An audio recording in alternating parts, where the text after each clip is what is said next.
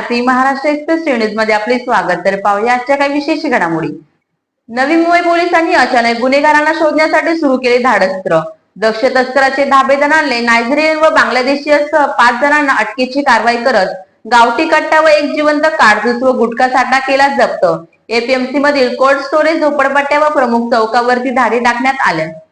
नाकाबंदीमध्ये वाहनाची कसून तपासणी करत अनेक संशयास्पद ठिकाणी केली झाडझडती। यावेळी नवी मुंबई पोलीस आयुक्तालयाच्या माध्यमातून सांगण्यात आले की एपीएमसी हद्दीमध्ये कोबिन ऑपरेशन सुरू आहे।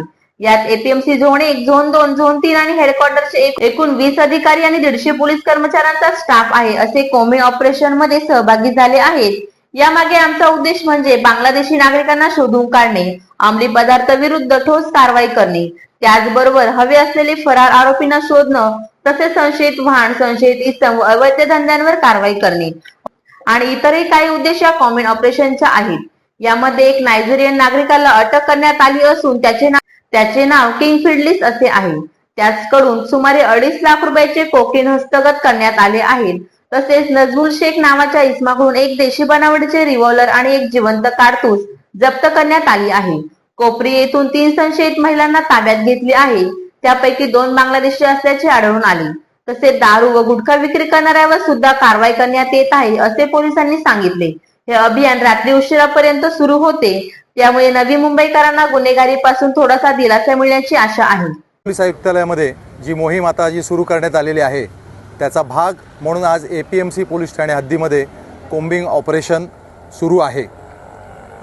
याचा भाग म्हणून आम्ही कोम्बिंग ऑपरेशन करता APMC police station, zone 1, zone 2, zone 3 आणि हेडक्वार्टर या ठिकाणून जवळपास आम्ही इथे 20 अधिकारी आणि 150 लोकांचे स्टाफ, आमचा अंमलदार असे ह्या आम्ही कोम्बिंग ऑपरेशनमध्ये सामील झालेलो आहोत। याचा प्रमुख आमचा उद्देश आहे तो म्हणजे बांगलादेशी नागरिक त्यांना शोधून काढणं, अंमली पदार्थांविरोधी ठोस कारवाया करणं, त्याचप्रमाणे पाहिजे फरार आरोपी जे असतील आमचे त्यांना शोधणं, संशयित जागा, संशयित इसम, संशयित वाहनं ही चेक करणं, त्याचप्रमाणे जे अवैध धंदे आहेत त्यांच्यावरती कारवाई करणं, असं हे प्रमुख आणि अजून काही अशी प्रमुख उद्देश या कोम्बिंग ऑपरेशनचे आहेत।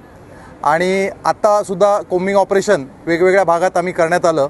सगळ्यात पहिल्यांदा आम्ही जे कोल्ड स्टोरेजेस आहेत, ज्या ठिकाणी संशयित तिथे नागरिक मिळू शकतात किंवा तिथे जे कोल्ड स्टोरेज रेफ्रिजरेटेड असे कंटेनर्स असतात, त्याचप्रमाणे त्या कोल्ड स्टोरेजच्या आतमध्ये जो माल असतो त्याच्या मालामध्ये आम्ही रँडमली तिथे चेकिंग केलं गेलं। तिथे काही आम्हाला आक्षेपार्ह मिळतं आहे काय, कुठला अंमली पदार्थ वगैरे मिळत आहेत काय, त्याचा आम्ही तपास केला। त्याचप्रमाणे त्या ठिकाणी जो बऱ्याच वेळेला तिथे परराज्यातून आलेले जे लोक असतात त्यांच्या तिथे नागरिकत्वाची तपासणी करण्यात आली। त्याचप्रमाणे संशयित दुसरं काय मिळून येतं का ते पाहण्यात आलं। त्याचप्रमाणे जी झोपडपट्टी आहे ते ग्रीन पार्कच्या जवळची ती मोठी झोपडपट्टी एपीएमसी पोलिसांच्या हद्दीमध्ये आहे। तिथेसुद्धा आमचे जे आरोपी आहेत, पाहिजे फरारी, त्याचप्रमाणे सराईत जे आमचे जे रेकॉर्डवरचे गुन्हेगार आहेत त्यांची तपासणी करण्यात आली। असं ह्या प्रकारचं अभियान आमचं सुरू आहे। या अभियानाच्या दरम्यान आत्तापर्यंत आम्ही एका ठिकाणी एक नायजेरियन नागरिक त्याला अटक करण्यात आली। त्याच्याकडून म्हणजे त्याचं किंग फिडेलिस असं त्याचं नाव आहे आणि त्याच्याकडून 10 ग्रॅम कोकेन ज्याची आंतरराष्ट्रीय बाजारामध्ये सुमारे 2.5 लाख अशी किंमत आहे ते आम्ही जप्त करण्यात आलेलं आहे। त्याचप्रमाणे एक नजमुल शेख नावाचा आरोपी जो आहे त्याला पकडून त्याच्याकडून एक देशी बनावटीचं रिव्हॉल्वर आणि एक जिवंत कारतूस असे एक जप्त करण्यात आलेलं आहे। त्याचप्रमाणे या मोहिमेमध्ये आज कोपरी या ठिकाणाहून 3 ज्या संशयित महिला आहेत त्या ताब्यात घेतल्या। त्याच्यापैकी 2 बांगलादेश देशी असल्याचे पुरावे आम्हाला प्राप्त झालेले आहेत। एक महिला जी आहे तिचा आत्तापर्यंत अजूनसुद्धा तपासणी सुरू आहे। त्याचप्रमाणे आम्ही गुटखा विक्री करणारे, दारू विक्री करणारे, सराईत गुन्हेगार असे मोठी कारवाई सध्या सुरू आहे। हे अभियान आमचं उशिरापर्यंत। तर या होत्या शहरातील महत्त्वाच्या ठळक घडामोडी। अशाच काही नवनवीन घडामोडी पाहण्यासाठी आमच्या चॅनेलला लाईक करा, शेअर करा, सबस्क्राईब करा आणि बेल आयकॉन दाबायला विसरू नका। धन्यवाद।